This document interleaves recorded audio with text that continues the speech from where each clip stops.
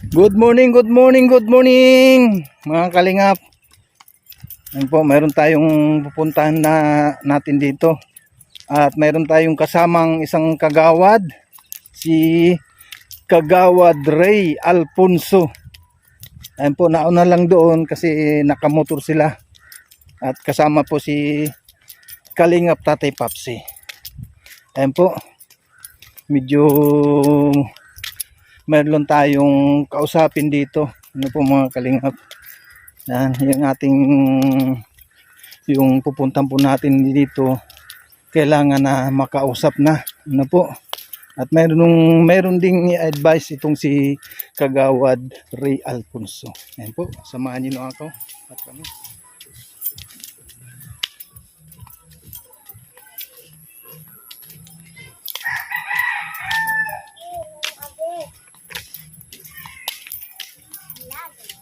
Makiraan, mga iha.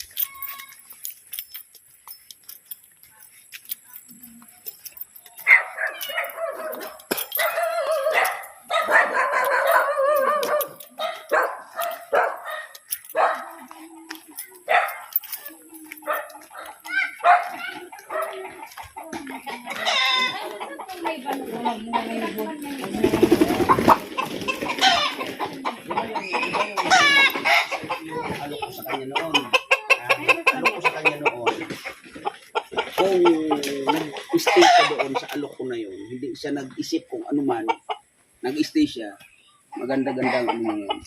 Oo. Mahalas man yung bahay dun eh. Kaya sunod-sunod ng patay. Papa yun. Sige na niya. Sige ma.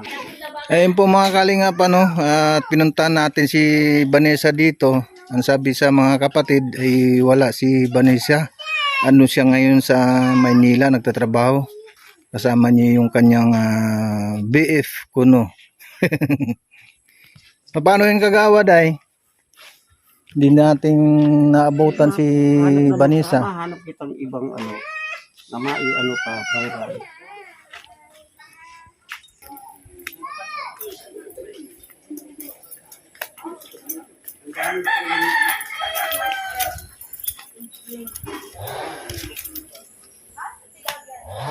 Walang tao itong bahay nito ngayon. Sinong kapatid ni dito, ni Vanessa? Ikaw yung kapatid ni Vanessa, kuya? Ikaw ah?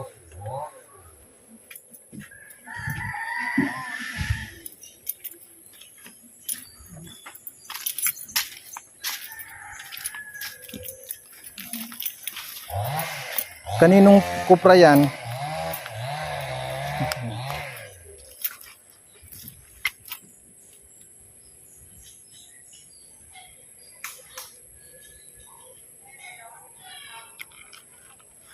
Ganyan lang palang pag magsalang.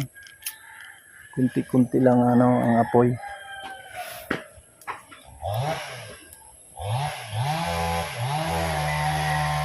Pero malakas na yung apoy ha.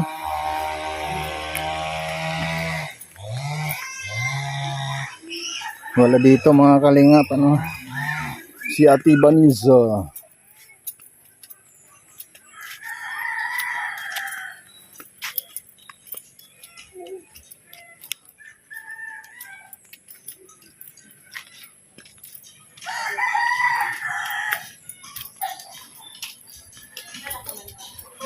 Uli na yan niya ako doon. Ito na niya ako nato.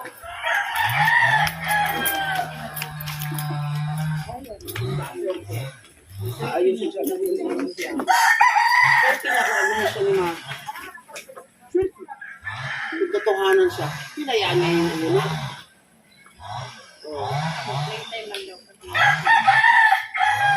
Yaw niya kung jowang matanda. Hindi ako nagkulang ng pagpapayo kay Vanessa. Meron lang akong katanungan, Tay, Valentin, sa about kay Vanessa. Oh. Kasi hindi kasi siya nagsalita ng totoo. Kasi nga meron siya mga kinakasama dito sa bahay niya. Totoo ba yung Tay na meron siyang kinakasama or wala? Ako, masabi ko niyan, ako nandito, talagang nakikita ko siya. Talagang may kasama siya dito. Oo. Yung bulang-bulang taga Pinarik. Taga Pinarik. Ako, matagal lang kasama niya dito.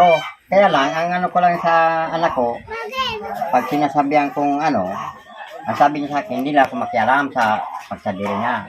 Kaya inayaan ko na yan, hindi ko na pinakialaman niya. Kahit ako, sinasabi ko katotohanan niya, dahil palagi niya sinisira, dito pa lang. Pag ibalag siya, wala daw ko sa niya tinutulong. Anong karapatan na yun magsabi siyang ganyan? So yung wala na kong katabang sa niya, nasamantalang unang tigdadara ko sa mga akis niya, unang sisabat ko. Yan ang pagkakuhan niya kung wala akong tabang sa niya, ang isang panakilid niya. Kaya pa makiaram ka sa pagsadiri ko na, wala ka na makiaram ta, takot ko yan eh. Karapatan, makiaram ko dahil siyempre ama ka. Ako, Ama ka. katabi ako. Ang sabi niya sa akin, parang lulong ka lang niya. Ano mo niya? Pagkarapatan niya dahil makiaram ka sa akos ko. No. Natural lang, makiaram ko. Tabi ada ko, katanig mo ba na ako? Kaya nga. Ano to? Di ang pagsabi niya sa akin na hindi ako makiaram, hindi na ako sa niya makiaram kahit na nagawal na sila. Kahit nakikita mo sila na nag-iwal sila. Hinahayaan ko na lang sila, hindi nila ako sila nakialam. Kaya, ang gusto ko, ako nagsabi, katotohanan, ayusan ako ipagsira niyang wala akong hindi man sa sinasiraan si Vanessa kundi nagsasabi ka lang ng totoo. Ako nagsabi ng totoo. Ano ang pagkakilala mo sa lalaki, Tay? Kilala mo si yung lalaki na yon? Meron ba siyang ano? Basta na ano ko diyan, kasama palagi niya diyan. Meron ba siyang pamilya? May pamilya, may dalawang pamilya, kaya lang namatay yung asawa niya. Ang sabi niya? Na nakita ko yung yung manganganak yung asawa niya, namatay yung asawa niya dahil naginom ng soft drink. Parang manganganak siya naginom. Kaya, ngayon, doon sa unang asawa? Sa unang asawa? Doon sa unang asawa niya. Sa unang asawa. Sa pangalawa, mayroon naman sang ulit na kinakasama. Ngayon, ang kasama niya, itong anak ko. Ito naman ang kasama niya. Pero yung isang kinakasama niya, mayroon siyang anak doon. Oo, dalawa. Sa una? Sa una. Ay sa unang kinakasama. Ngayon sa pangalawang kinakasama niya, mayroon naman siyang ulit na kasama. Kasi ang nagpapatunay diyan, yung mismong kagawad. Kasama namin dito na pumunta. Si Kagawad Ray Alfonso. Dahil ako, hindi naman ako magtatago talagang. Nandito man ako, makikita ko talaga sila. Kaya, ano mo lang, ang sabi niya sa akin, anong pakialam mo yan dito sa akin? No. Dahil, anong karapatan mo sa mga anak ko? Kaya, wag ka na makialam dito. Kaya, pag nag-ano sila dyan, hindi na ako nag-ano sa kanila. Hindi ka na nakialam sa kanila? Dahil sinabihan ako niya eh. Sinasabihan ako niya, lulong ka lang niya. Hindi walang sila. Hindi na ako nag-ano sa kanila. Ako, hindi nagtatago. Nagiinuman sila palagi dyan. Halos araw-araw. Oo, hindi naman sa sigilo. Yung sinasabi niya kasi nung last na pumunta ka dito, yun nga, ang sinabi niya ay binalik niya na sa pamilya niya itong lalaki. Kaya, yung ganyan. Anong pangalan nung lalaki, Tay? Taga Pinarik. Anong pangalan? Pinarik? Ha? Mark? Ayun. Oh, Mark. Ayan o. Yan yung anak niya. Sana nung time na meron siyang kinakasama at kasama dyan sa bahay, dapat inamin niya na. Ang andoon ipinag-ano pa niya. Parang pinagili niya pa niya. Wala siyang kasama. Oo. Yung ganun. Inilihim pa niya. Imbis na dapat ay sabihin yung totoo. Mabuti magsabi ang totoo. Mm-mm. Kasi naman nakakikita talagang may kinakasama siya. Kahit na dun sa labasan, nakikita na kasama yung lalaki. Pag tuwing lalabas sila dyan na kasama, nakaangka siya sa motor ng lalaki. Yeah. Ang sabi ko kayo sa kanila, hindi na ako nakialam sa kanila. Mm. Sinabihan ako niya hindi makialam, hindi na. Dahil naanoan ko lang, mga bata, dahil pag nag-ano sila dyan, napabayaan nilang Yung mga, yung pag umiiyak yung mga anak. Sabi ko pakiinin mo yan, baka, ano na, ito. Baka gutom na. Saka, pag ako nagpupa sa kanila, sinasabihan pa ako, hindi kayo makialam. Pag sa diri ko balay ko ito mo nga pamilya. Mm. Dito ako baga na ako aswisit ko sa inda.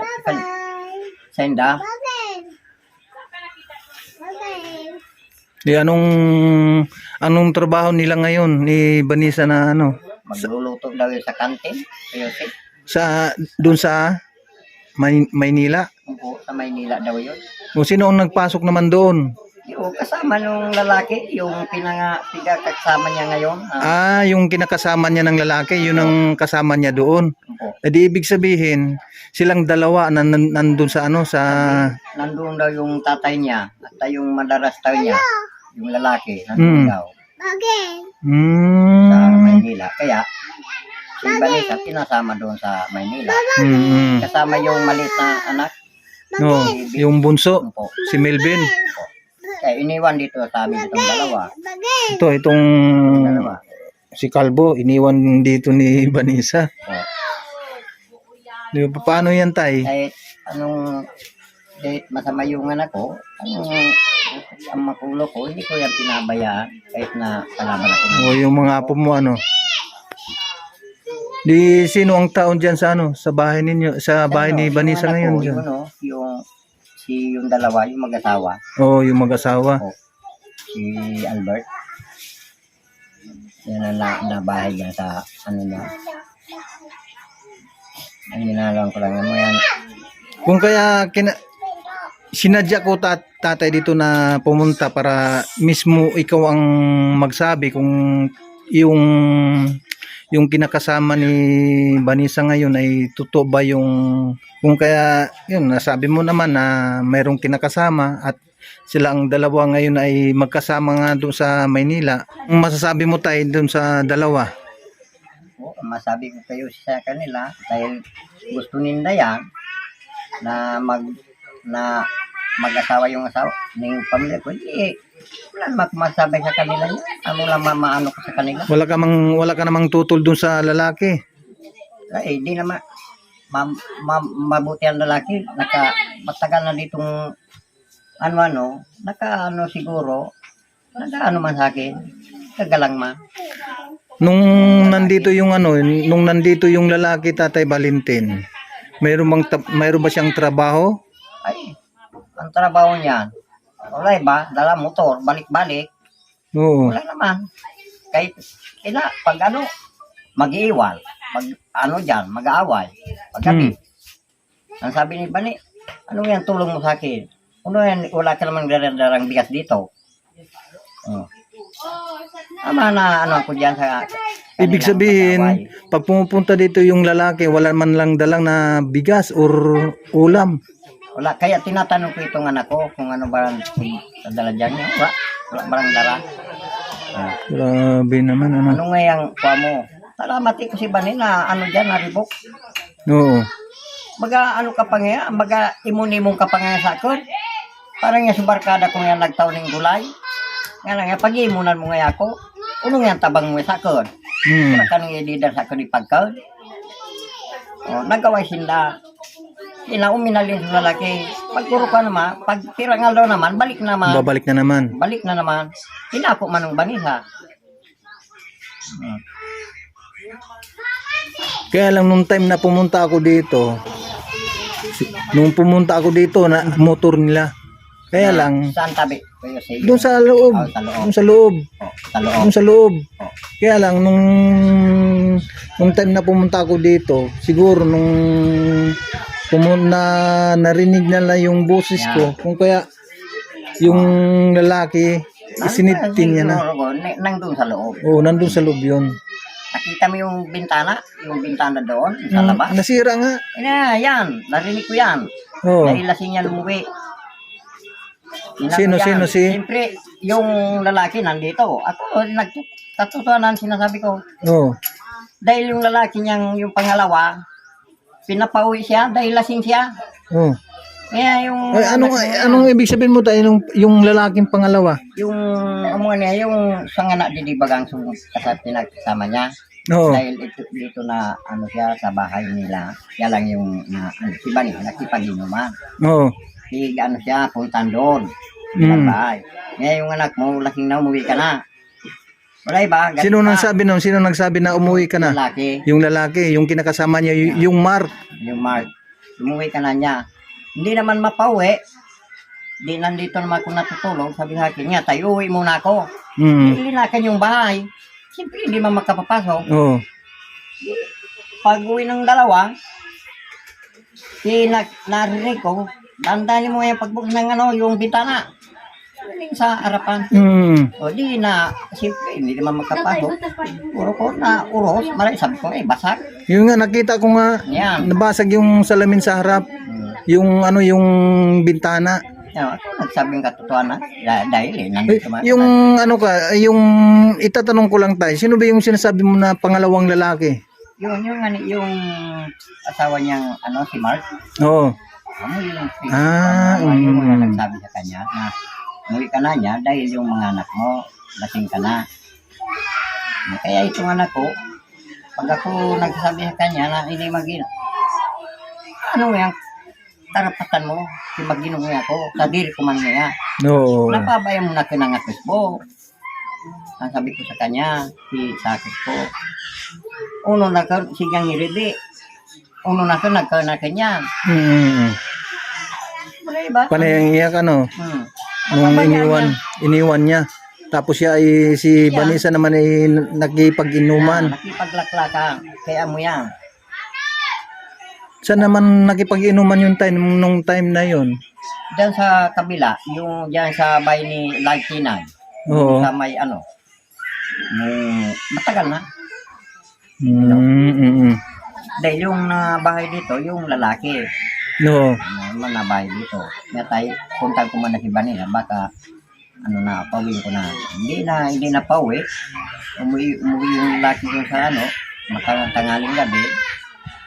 Ilinakan yung bahay. Mga ilang buwan din tayo na na yung lalaki dito nakatira. Tapos wala man siyang dinalang pagkain para sa mga bata. Kasi itong sabi ko sa lalaki, dahil hindi naman dito ngayon na permanente sa yung bahay dito. Oo. Palagi. Mga ilan araw. Mga 3 araw. Mga 4 na araw. Saka uwi naman sa doon. Babalik naman doon sa kabila. Doon sa kabila. Wala doon sa Pinaret. Uwi. Oo. Pagkatapos wala naman dalang bigas. Ibig sabihin, dyan lang sa barangay Pinarik umuwi yung lalaki. Taga Pinaret yun. Oo. Ngayon, nagsama na sila sa Manila, yung asawa. Yung taga Pinaret. Siya na yung kasama niya ngayon doon sa Maynila. Dahil nandun yung tatay niya. Yung tatay na lalaki. Yung yung nanay niya siguro, pang lang, sabi madrasta na lang. Yung madrasta. Oo.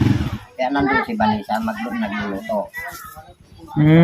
Ano yan tayo? Yung restaurant ba yun? Sabi, kantin. Kantin. At doon sila nagluluto. O doon. Ang namamahala doon, sino ang namamahala doon? Yung tatay niya siguro. Yung tatay niya? Yung lalaki. Kung kaya siguro inanyayahan si Vanessa na doon lang tayo sa sa Manila. At mayroon namang trabaho tayong mapapasukan. Kaya itong iniwanan na ito sa akin na bata, pagpapadala na raw niyang itong dalawa. No. Kaya yan. Imbis na ang sarap ng buhay niya dito, pumunta pa talaga sa mapanganib. Siyempre, yan, hindi naman talaga mapigilan niya. Mm. Kahit anong sabi mo niyan, talaga hindi napipigilan niya. Kaya nga. Pag gusto niyang talagang mag-ano siya. Pag sinabi niya ng gusto ko yan, ay gagawin ko na lang. Ganon. Kaya,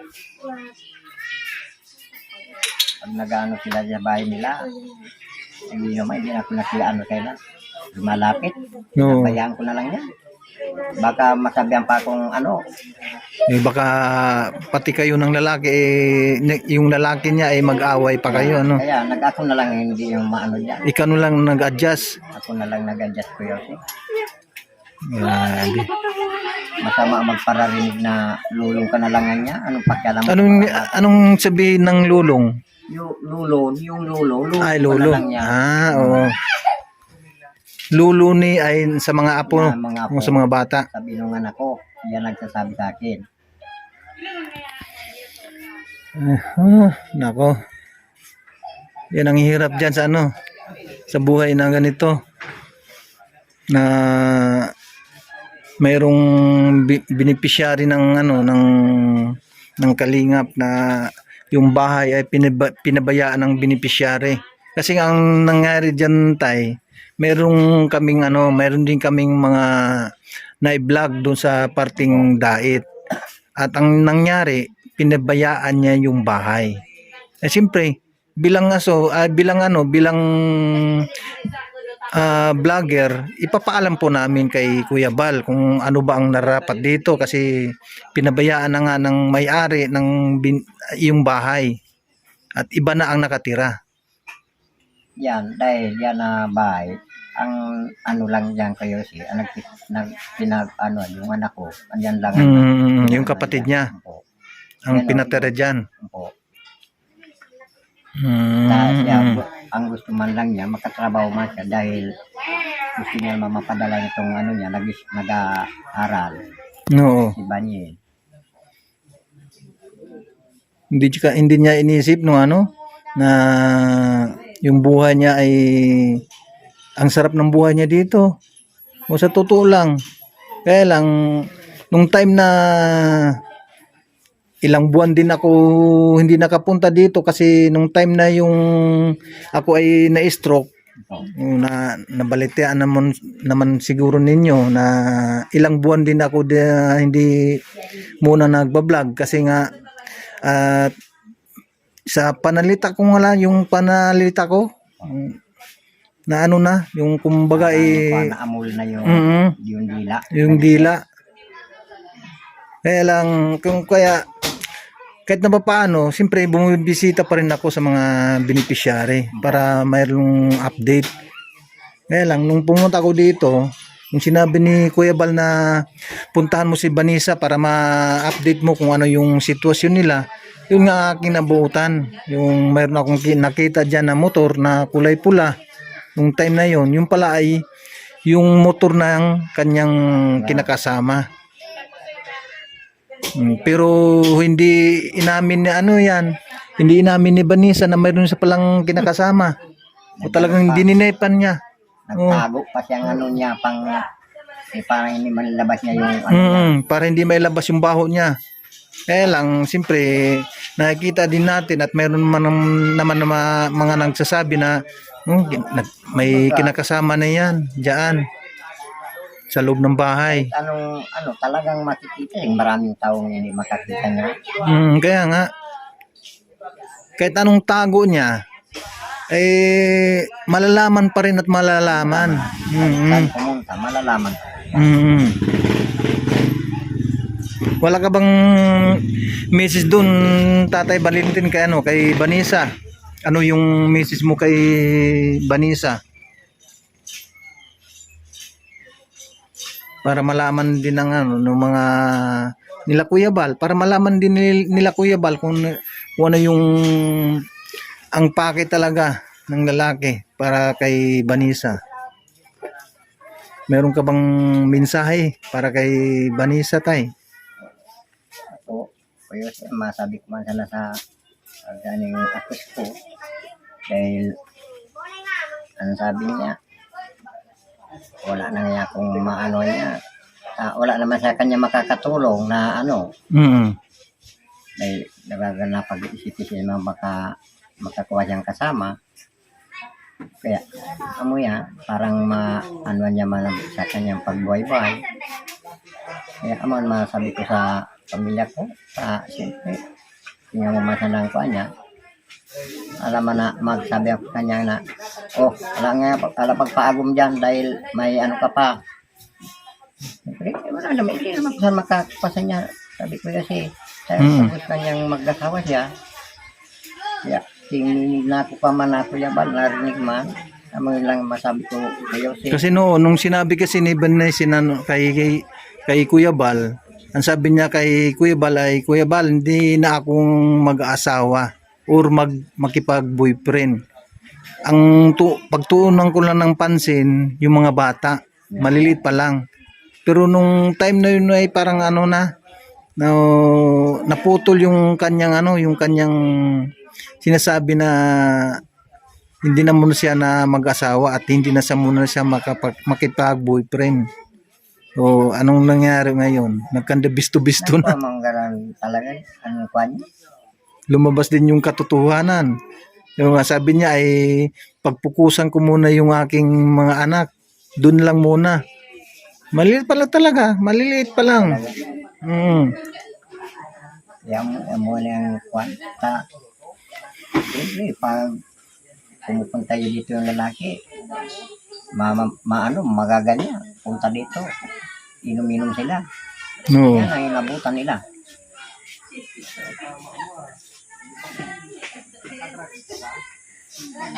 Paano yan tayo pag halimbawa mabuntis na naman si Vanessa, di panibagong ano na naman yan. Ay, ako, Panibagong alagain. masasabi ko niyang, Kuya Jose, wala na akong pakiarama sa kanya. Kung ano ba, yung mga anak mo siya, hindi na ako sa kanya makiara. No.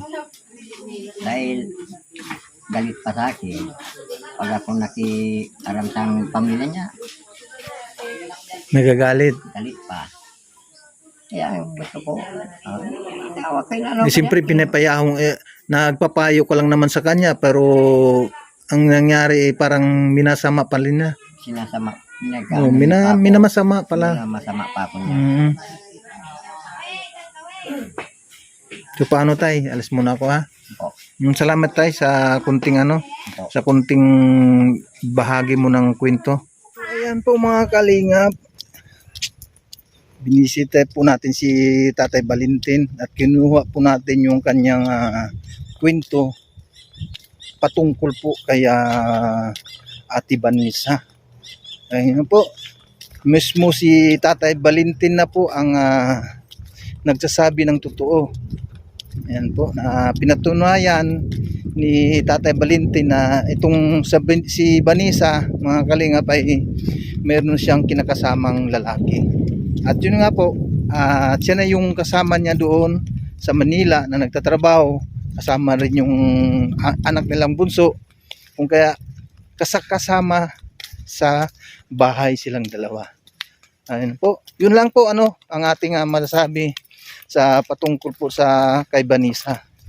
At napilitan po si Tatay Valentin na magsalita dahil nga po sa kanyang pag-uugali ni Vanessa na nagbago na nga ng ugali.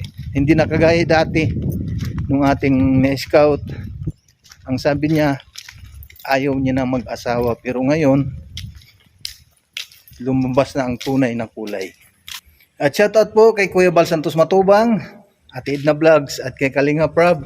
Ayun po, maraming salamat po sa inyo sa panonood ngayon.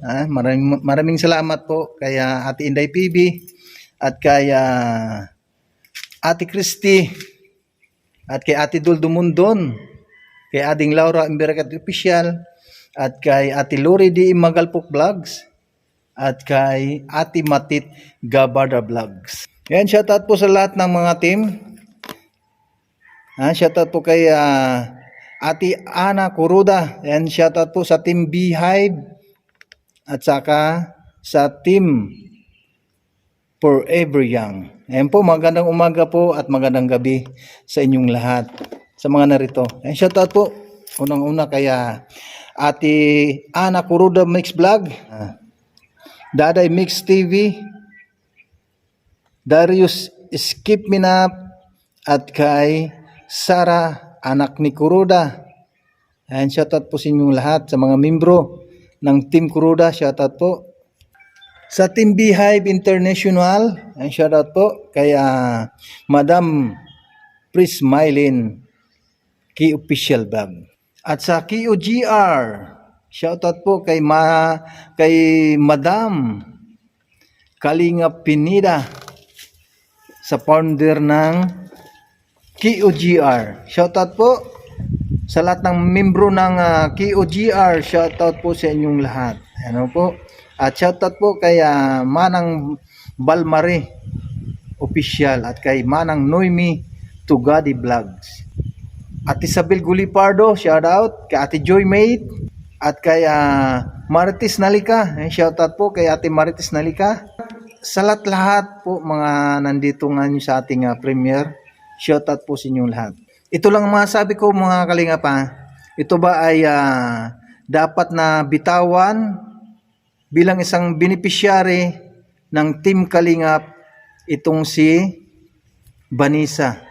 Kasi nga po, hindi po siya nagsasalita ng totoo.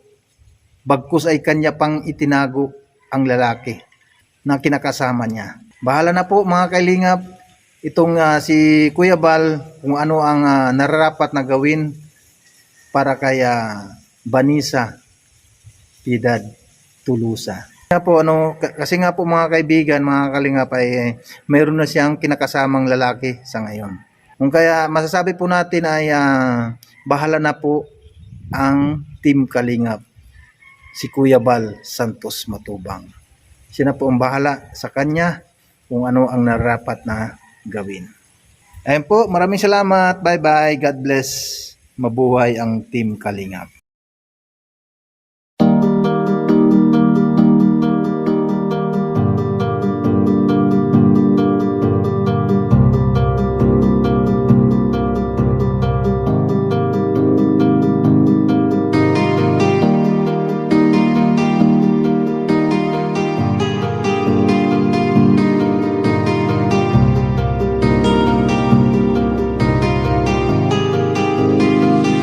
Para sa inyo, lagi nandyan siya at mag-aabot ng pag-asa. Kahit gaano kahirap, kakayanin para lang makapagpasaya ng kanyang kababayan na lubos na nangangailangan. May Kalingap Jose, kayong kaibigan at palagi niyong masasandalan.